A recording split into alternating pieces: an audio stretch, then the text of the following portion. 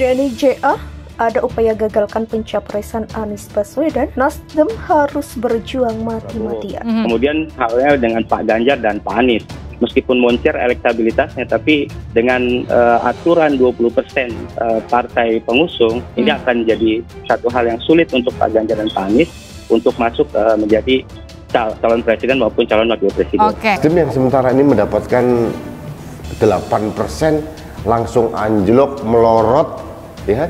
Saya ulangi lagi, dari Litbang Kompas cuma 4,3%, dari LSI Denny JA hanya 3,9%,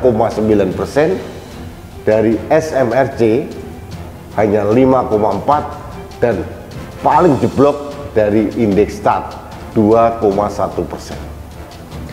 Sahabat Indonesia, ini menunjukkan dengan terang benderang bahwa Nasdem sudah mulai ditinggal oleh para pemilihnya, karena faktor Anies Baswedan ini menjadi negatif faktor buat Partai Nasdem.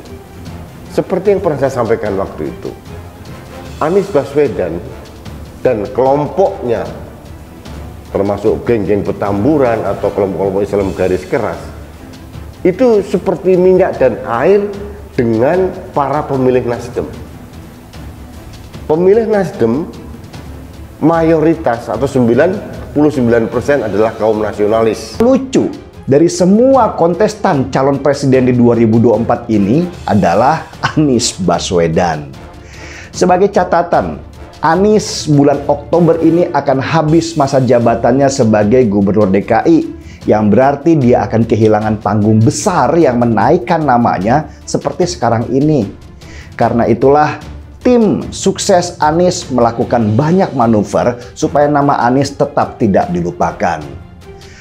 Salah satu manuver yang dilakukan oleh tim sukses Anies Baswedan adalah mencoba membersihkan nama Anies dari kotornya politik identitas di Pilgub DKI tahun 2017. Pengamat politik Denny Januar Ali atau Denny JA mengungkap ada dugaan upaya menggagalkan Anies Baswedan sebagai calon presiden pada Pilpres 2024. Seperti diketahui, saat ini Anies Baswedan menjadi bakal calon presiden dari Partai Nasdem. Denny JA menyebut Partai Nasdem bakal bermain cantik untuk memuluskan tiket Anies Baswedan sebagai calon presiden atau capres untuk pemilihan presiden atau Pilpres 2024 mendatang. Apalagi Denny mengklaim berdasarkan data terkini survei lembaganya bahwa Anies Baswedan mendapatkan suara yang cukup tinggi bagi pemilih yang tidak puas atas kinerja Presiden Joko Widodo. Denny juga menyebut harusnya koalisi perubahan yang mengusung Anies Baswedan harus terbuka mengusungnya sebagai capres di Pilpres 2024 mendatang. Meski begitu, bagi Nasdem ini tidak mudah lantaran satu kakinya berada di pemerintahan Jokowi.